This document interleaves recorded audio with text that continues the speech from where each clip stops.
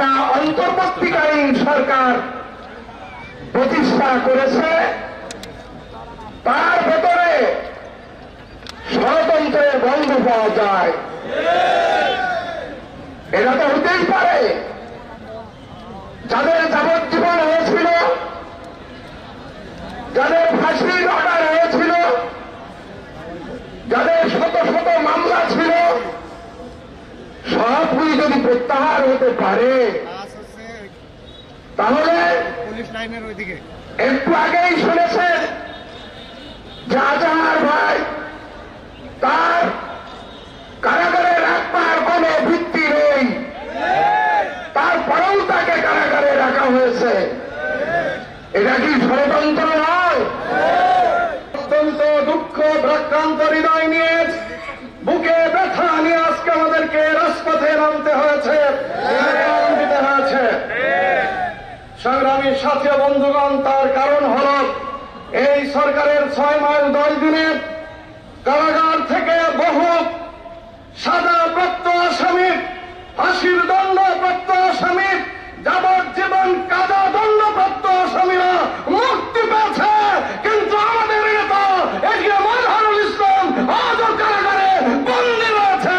ঠিক আছে, আমরা অন্তর্বর্তীকালীন সরকারের মাননীয় উপদেষ্টা, মাননীয় স্বরাষ্ট্র উপদেষ্টা, আইন উপদেষ্টা সহ সবাইকে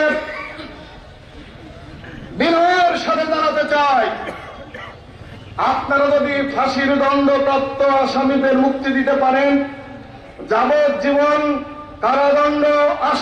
কারাদণ্ডপ্রাপ্ত আসামিদের মুক্তি দিতে পারেন, শত শত হাজার হাজার মামলা আপনারা বাতিল করে দিয়েছেন এই 6 মাসের।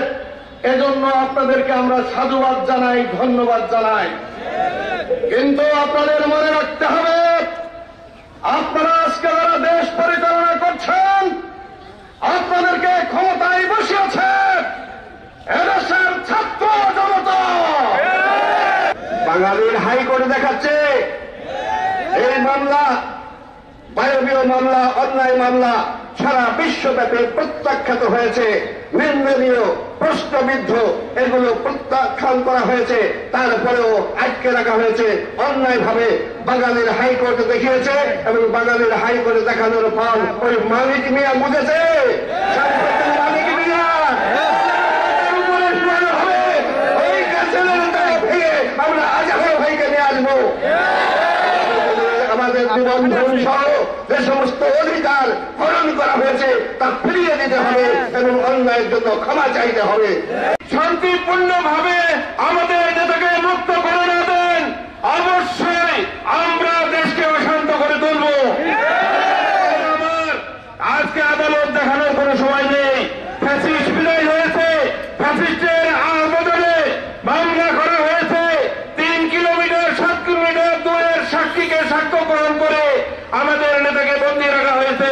সম্মানিত ভাইরা আমার, আজকে বাংলাদেশ জামাত ইসলামী কুষ্টিয়ার পক্ষ থেকে আমরা জানাতে চাই, প্রশাসনকে জানাতে চাই, সরকারকে